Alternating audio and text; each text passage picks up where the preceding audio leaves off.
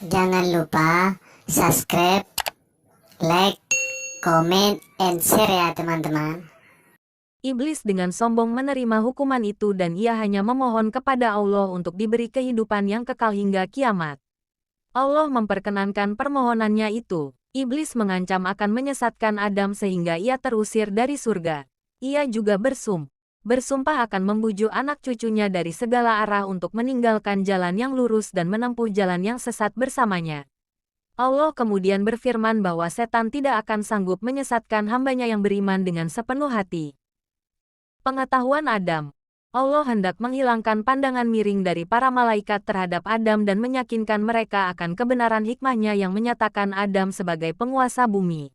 Maka Allah memerintahkan malaikat untuk menyebutkan nama benda. Para malaikat tidak sanggup menjawab firman Allah untuk menyebut nama-nama benda yang berada di depan mereka dan mengakui ketidaksanggupan mereka dengan mengatakan bahwa mereka tidak mengetahui sesuatu pun kecuali apa yang diajarkannya. Adam lalu diperintahkan oleh Allah untuk memberitahukan nama-nama benda itu kepada para malaikat dan setelah diberitahu oleh Adam, berfirmanlah Allah kepada mereka bahwa hanya Allah lah yang mengetahui rahasia langit dan bumi serta mengetahui segala sesuatu yang nampak maupun tidak nampak. Ini menunjukkan bahwa manusia memiliki akal yang dinamis. Sedangkan malaikat hanya memiliki akal yang statis sehingga hanya mengetahui hal-hal yang diajarkan langsung oleh Allah saja.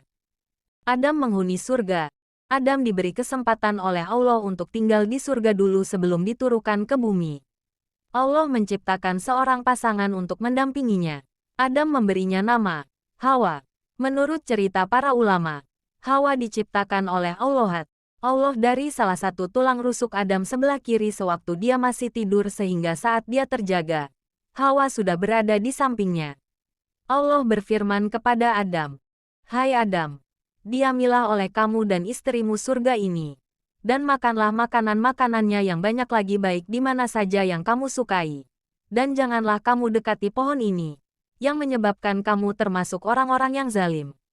Al-Baqarah pukul 2.35. Tipu daya iblis.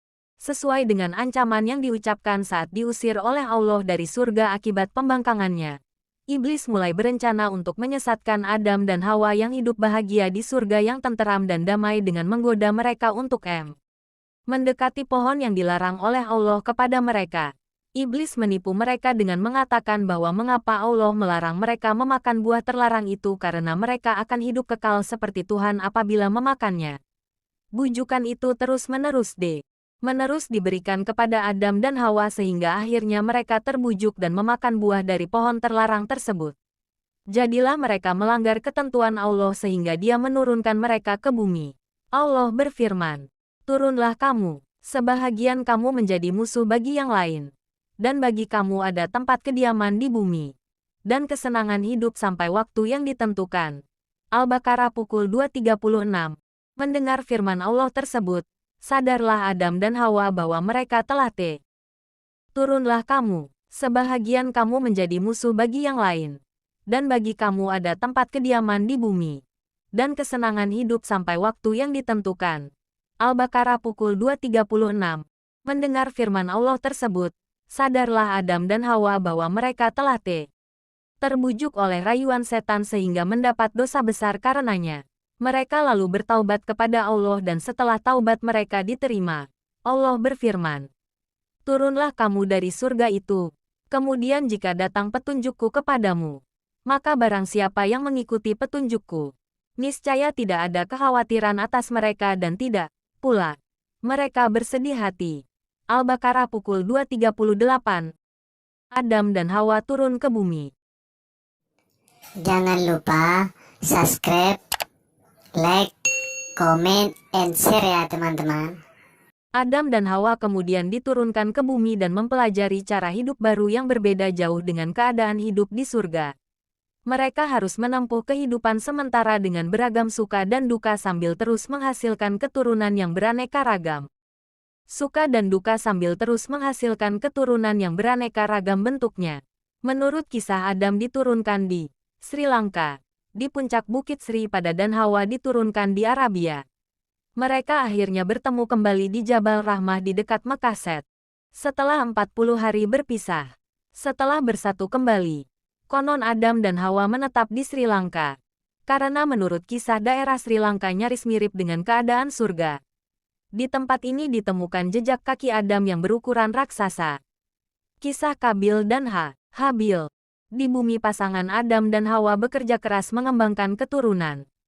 Keturunan pertama mereka ialah pasangan kembar Kabil dan Iklima.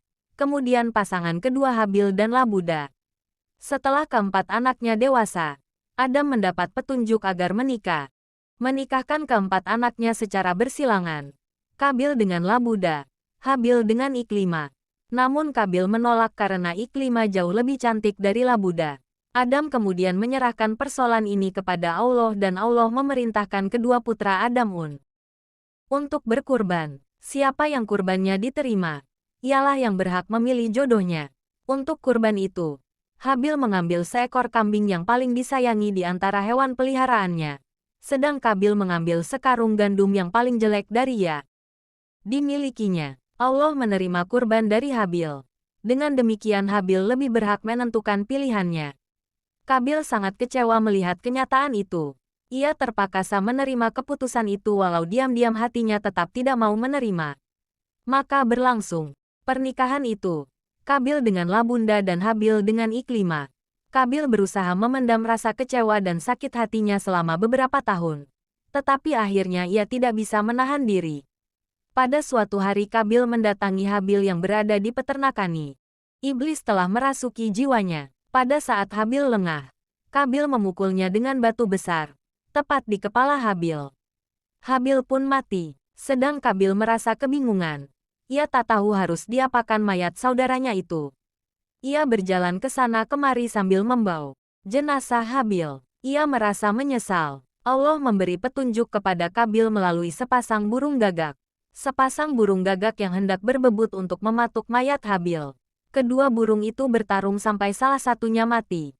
Burung gagak yang masih hidup lalu menggali lubang dengan paruhnya. Kemudian memasukkan gagak yang mati ke dalam lubang itu dan menguburnya. Sesudah mengubur mayat Habil, Kabil masih merasa sangat kebingungan. Ia tidak berani pulang. Rasa berdosa telah membuatnya ketakutan sendiri. Akhirnya Kabil melarikan diri menuju hutan. Jangan lupa subscribe, like, comment, and share ya teman-teman.